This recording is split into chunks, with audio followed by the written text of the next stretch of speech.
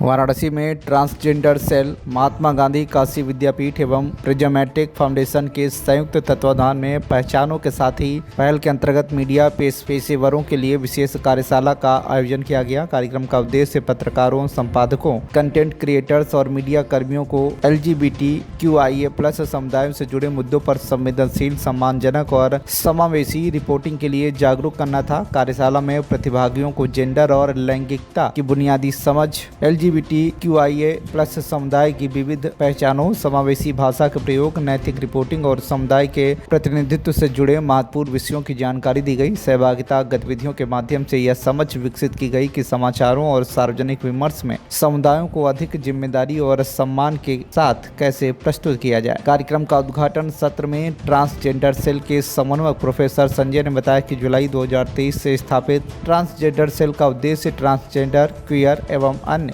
यौनिक पहचान रखने वाले विद्यार्थियों को उच्च शिक्षा, सम्मानजनक करियर और भेदभाव मुक्त वातावरण उपलब्ध कराना है। इस अवसर पर प्रोफेसर अनुराग कुमार ने कहा कि ट्रांसजेंडर समुदाय के जीवन संघर्ष को समझना समाज को और अधिक संवेदनशील और समावेशी बनाता है। उन्होंने कहा कि संवाद और स्वीकार्यता ही सामाजिक बदलाव की सबसे बड़ी कुंजी है। कार्यशाला में LGBTQIA+ से परिचय, शब्दावली बाजार, हेल्पलाइन, पास या फेल और नज़र और नजरिया जैसी गतिविधियों का आयोजन किया गया। कार्यक्रम का संचालन रुमान और अनामिका ने किया। मीडिया संवेदनशील कार्यशाला की ज़रूरत क्यों पड़ी आज? ये कार्यशाला इसलिए रखा गया क्योंकि अभी पूरे देश में आप देख रहे होंगे मीडिया एक बहुत बड़ी ताकत है और इस समय युवाओं की भी बहुत बड़ी ताकत है और सब लोग बाहर अखबार पढ़ने या कहीं जाके अब नहीं करते, अपने मोबाइल में ही देखते हैं या घर में जो पेपर आता है उसमें देखते हैं। तो हमारे लिए ये बहुत बड़ी ताकत है और इस ताकत का कोई भी दुरुपयोग ना हो, इसको ध्यान में रख के हम लोगों ने आज ये कार्यशाला रखी है कि मीडिया का भाषा कैसे समावेशी हो पर ट्रांस समुदाय के लिए।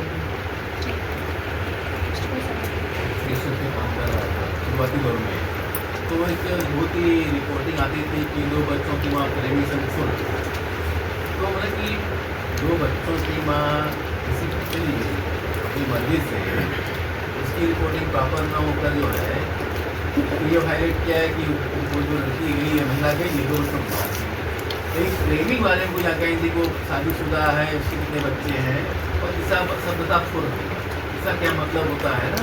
तो हम लोगों ने काफ़ी स्तर से मीडिया के साथ काम किया और आज अब वो इस लैंग्वेज नहीं सुन रहे हैं। तो उसी प्रकार से हम जब ट्रांसजेंडर्स की बात करते हैं, ये कम्युनिटी के लोग बात करते हैं, इनके बारे में जो मीडिया रिपोर्टिंग होती है उसमें इस तरह की शब्दावली प्रयोग किया जाता है जो कि ऑफेंसिव होता है, तो इसमें समुदाय को बदनाम करने वाला होता है। तो हमें लगता है कि अगर मीडिया साथ में लगातार हम भाषा को लेकर, समावेशिता को लेकर इस तरह से वर्कशॉप करते जाएंगे तो मीडिया के लोग न सिर्फ विषय पर जानकारी प्राप्त करेंगे, ज्ञान प्राप्त करेंगे, बल्कि भाषा के प्रति संवेदनशील होंगे तो बाजारू भाषा का प्रयोग तो नहीं करेंगे। हम साहित्य इतना करें तो लोग हिंदी की शुद्ध भाषा का प्रयोग कर सकते हैं, इंग्लिश की शुद्ध भाषा का प्रयोग कर सकते हैं। तो जो बाजारू भाषा होती है कि जो न्याय दुकानों पर, सड़क पर रक्षण कार्य लेकर उससे बात करते सुनते हैं, तो उसकी बजाय हम लोग भाषा को संवेदनशील बनाएँ तो इनसे मीडिया रिपोर्टिंग बेहतर होगी और हिंदी भाषा की जो मीडिया है उसका जो अनुमान है वो भी आगे बढ़ेगा, प्रतिष्ठित होगा। इसी में जोड़ते हुए मैं कहना चाहूँगी कि नेशनल स्तर पे LGBTQ कम्युनिटी के मुद्दे क्या हैं या वो पॉलिटिक्स में क्या सोच रहे हैं, क्या चाह रहे हैं, इस पे जो चर्चा है वो थोड़ी बड़ी हुई और इस बड़ी हुई चर्चा को देखते हुए भी हमें ये लगा कि पहले से काफ़ी अच्छा रिश्ता है हमारा आपके साथ, लेकिन और उस रिश्ते को गहरा और पुख्ता किया जाए तो एक रेगुलर तरीका बनाया जाए जिससे मीडिया हमसे सीख पाए, हम आपसे सीख पाए।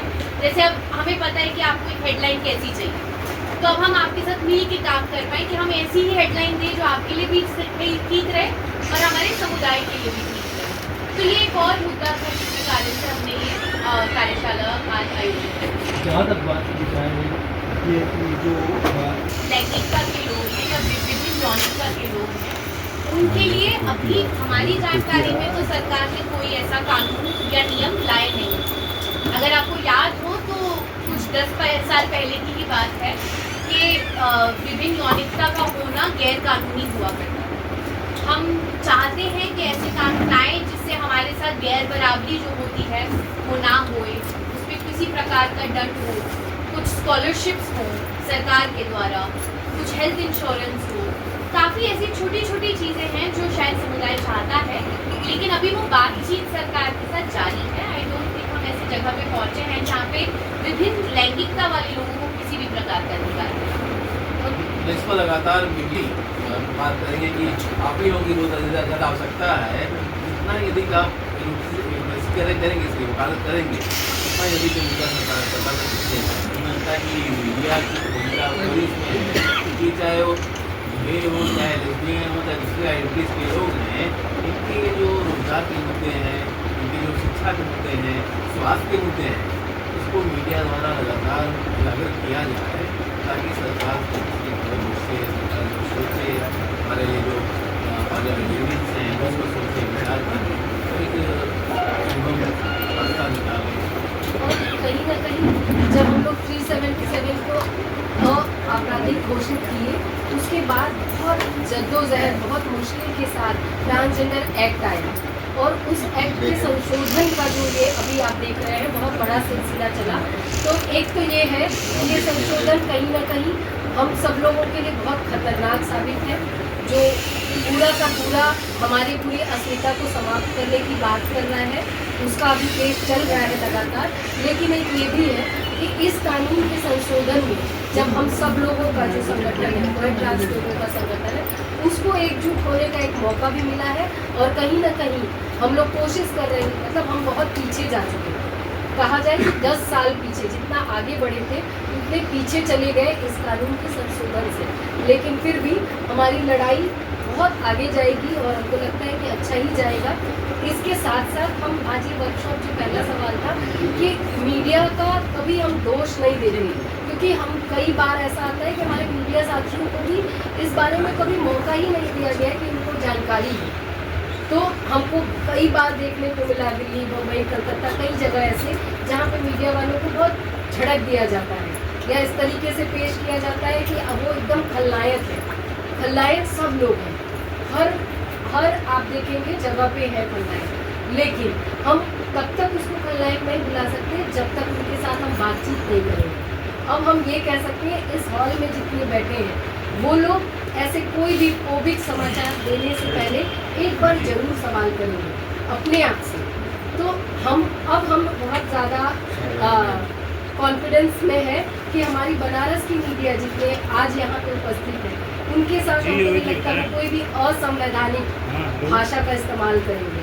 तो अब ये एक मेरे लिए पॉजिटिव हमारी तरफ से भी और आपकी तरफ से भी कि हम लोग आपको जानकारी देने के बाद आपसे कोई अपेक्षा करें, बिना जानकारी की अपेक्षा करना कहीं ना कहीं गलत होता है।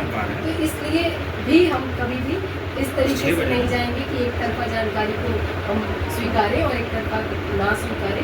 तो आज इसलिए भी ये किन्नर की आड़ में आम जनता को जो साइंस झेलनी पड़ेगी उसको कैसे आप सही करें?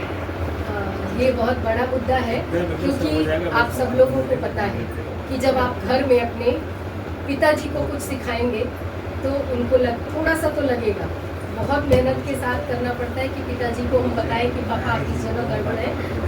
तो कहीं ना कहीं हिजरा किन्नर समुदाय जो है वो हमारे इतिहास है, हमारे पूर्वज हैं। तो उनको बदलना और उनके नाम पे जो गैर बराबरी और हिंसा फैलाई जा रही है उसको बहुत मुश्किल है अभी थोड़ा इतनी जल्दी समाप्त करना। और उनके साथ भी हम लोग बातचीत कर रहे हैं, उनके साथ आने जाने की बात। हमारे बहुत सारे बनारस में तो बहुत अच्छी कम्युनिटी है, हिजरा कम्युनिटी की, जो हम लोग के साथ बात की जाए बनारस की, कड़वा सवाल है, बात की जाए बनारस की, ट्रेन रेलवे स्टेशन वहाँ पे सामने 7 बजे तक वाराणसी से नजीबुद्दीन खान की रिपोर्ट, TV1 इंडिया न्यूज़।